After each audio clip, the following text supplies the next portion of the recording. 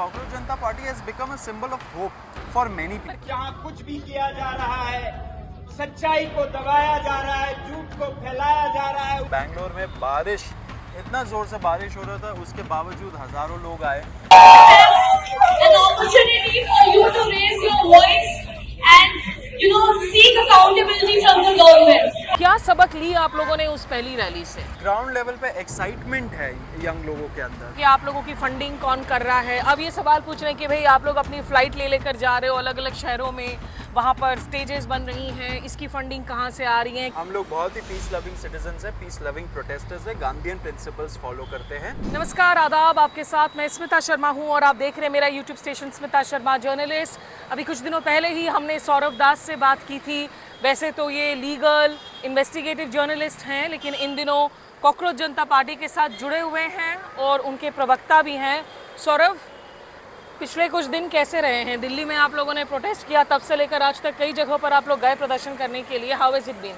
देखिए, दिल्ली में कितने सारे लोग आए थे, कितने स्टेट से, तो हम लोग को भी लगा, एक सेंस ऑफ ड्यूटी लगा कि बिकॉज ये मूवमेंट सबका है, ये लीडरलेस मूवमेंट है, तो हम लोगों ने भी सोचा कि हम लोगों को जाना चाहिए। ये जो स्टेट्स हम लोगों से अपने रिसोर्सेज के हिसाब से, अपने टाइम कंस्ट्रेंट्स के हिसाब से जहाँ जहाँ जा पाए वहाँ जाए।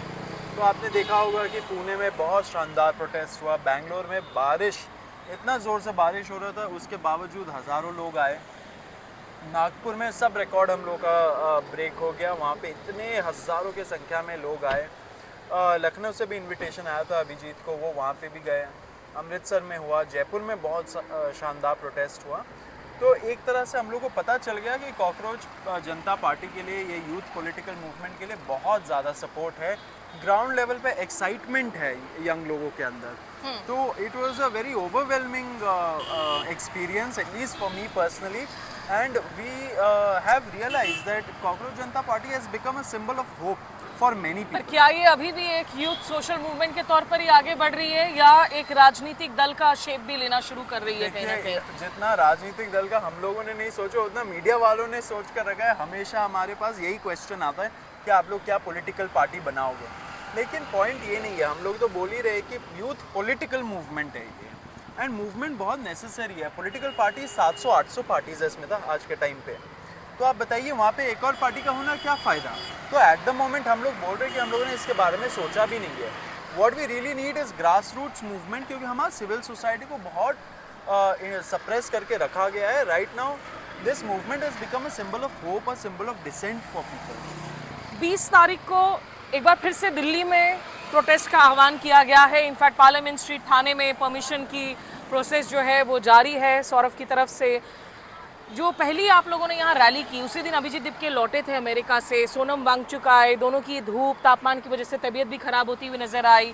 रैली की इजाज़त 5 बजे तक की थी, शाम में 4 बजे वो ख़त्म कर दिया गया। क्या सबक ली आप लोगों ने उस पहली रैली से? देखिए, उसके बाद हम लोग जिस जिस स्टेट्स में गए, वहाँ पे काफ़ी बेटर ऑर्गेनाइज तरीके से हुआ ये प्रोटेस्ट। क्यों हुआ? क्योंकि वहाँ पे जो सिविल सोसाइटी है, उन लोगों से हम लोगों ने हेल्प मांगा। They were very kind enough to help with their resources, time, mobilization effort, सब कुछ। तो हम लोग का सीख यही था कि जिस ज़्यादा से ज़्यादा जो स्टेक होल्डर्स है उनको हम लोग साथ लेकर चलें। यहाँ पे ऑफकोर्स 15 दिन का पुराना मूवमेंट था, हम लोगों ने सोचा ग्राउंड पे कुछ करना चाहिए, तो हम लोगों ने किया।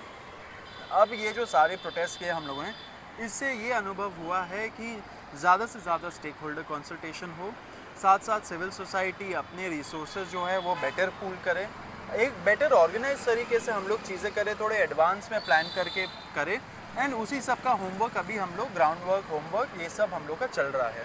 देखिए, जो सवाल दर्शकों की तरफ से और लोगों की तरफ से बार बार पूछे जा रहे थे कि आप लोगों की फंडिंग कौन कर रहा है, अब ये सवाल पूछ रहे हैं कि भाई आप लोग अपनी फ़्लाइट ले लेकर जा रहे हो अलग अलग शहरों में, वहाँ पर स्टेजेस बन रही हैं, इसकी फंडिंग कहाँ से आ रही है? क्या कहना चाहेंगे आप क्रिटिक्स को?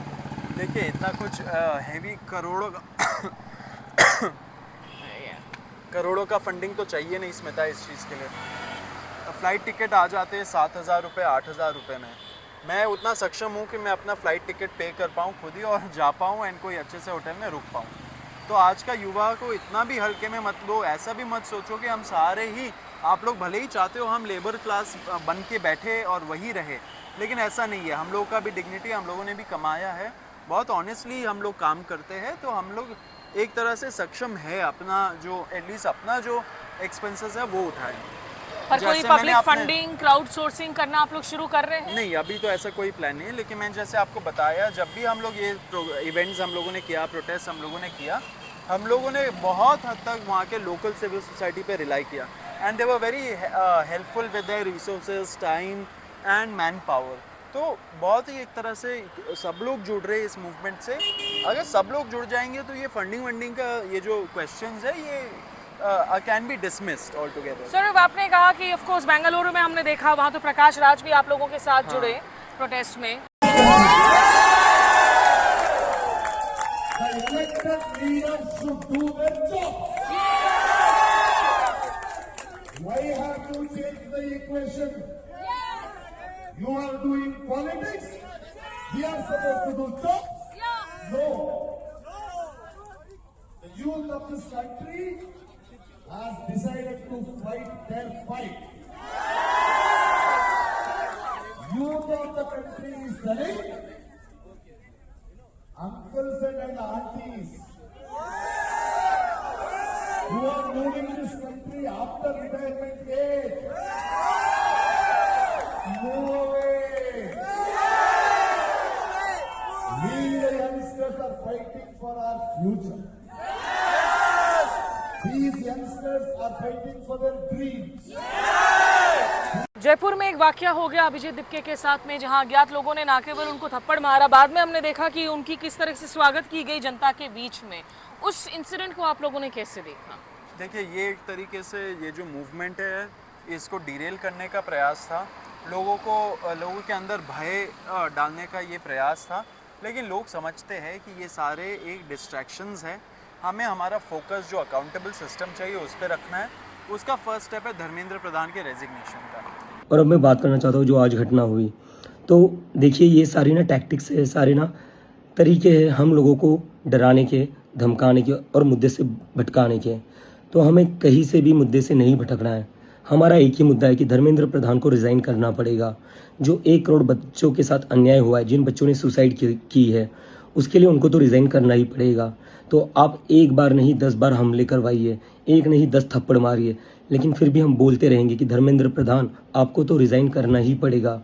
तो कोई भी डिस्ट्रैक्ट नहीं होइए, अपने मुद्दे पर टिके रहिए। हमारा मुद्दा है Dharmendra Pradhan should resign and no बडी वो चाहे कितने भी हाथ उठा ले, हम अपनी तरफ से हाथ नहीं उठाएंगे। हमारी मूवमेंट पीसफुल है और हम इस मूवमेंट को पीस एंड लव के साथ ही आगे बढ़ाएंगे। And to the haters I want to say get well soon. तो हमारा पूरा एफर्ट यही होना चाहिए। तो साथ साथ ये भी मुझे बताना है कि ये जो गार्लैंड कर रहे हैं वगैरह, यही कल्चर बन चुका है। आप देखिए बिल्किस बानो के रेपिस्ट को कैसे गार्लैंड चढ़ाया था। ये जो लिंचिंग्स हो जाते हैं, उनको बेल मिल जाती है तो कैसे उनको स्वागत किया जाता है, ग्रैंड वेलकम होता है।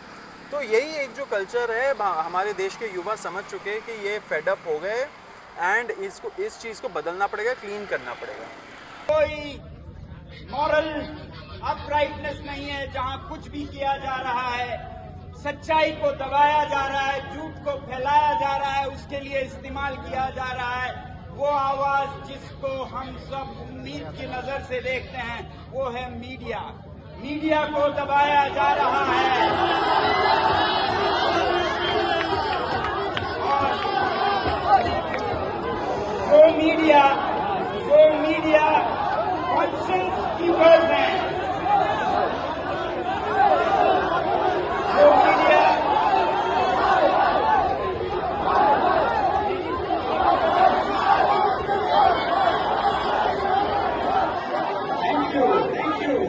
तो यहाँ से आगे आपको लग रहा है सौरभ कि धर्मेंद्र प्रधान तो अभी भी रिजाइन नहीं कर रहे हैं, राहुल गांधी भी इस मुद्दे को उठा रहे हैं, कोटा में प्रोटेस्ट कर रहे हैं, क्या सरकार के कानों में जूं तक रेंगेगी इस मसले को लेकर? देखिए, बहुत लोग इस मूवमेंट से जुड़ रहे हैं। जब इतने सारे लोग यूनाइट हो जाए एक कॉमन कॉज के लिए, मुझे नहीं लगता कोई भी शक्ति ऐसी है जो इस चीज़ को रोक पाएगी। हम लोग बहुत ही पीस लविंग सिटीजन्स हैं, पीस लविंग प्रोटेस्टर्स हैं, गांधीयन प्रिंसिपल्स फॉलो करते हैं। हम लोग वही करते जाएंगे, आगे बढ़ते जाएंगे। आगे क्या होगा वो उस टाइम पे हम लोग डिसाइड राहुल गांधी आपके लिए कंपटीशन है या एक सॉलिडारिटी है आज? चाह रहे कि वो हमारे प्रोटेस्ट में आए अगर वो बिलीव करते हैं इस कॉज पे एंड गांधीयन प्रिंसिपल्स फॉलो करते हैं। चलिए बहुत शुक्रिया आपका सौरभ। आपको कॉल्स आ रहे हैं अंदर परमिशन के लिए। 20 तारीख को मिलते हैं वापस दिल्ली में। इस्तीफा दो, इस्तीफा दो, इस्तीफा दो, इस्तीफा दो, इस्तीफा दो।